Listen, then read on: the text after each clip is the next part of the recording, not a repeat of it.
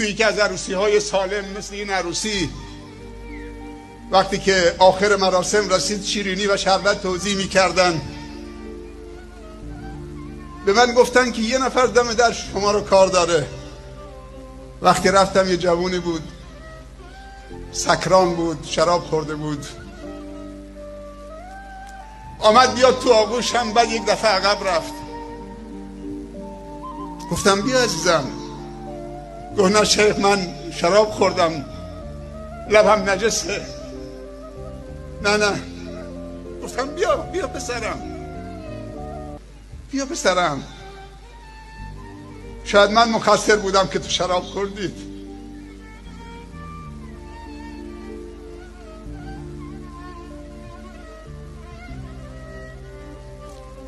من درست وظیفه‌م انجام ندادم.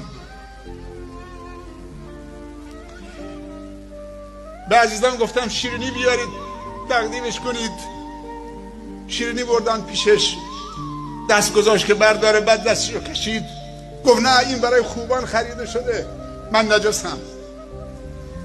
خیلی وقتا ما سبب تار و مار شدن و در به در شدن و تکه و پاره شدن فرزندانمون هستیم.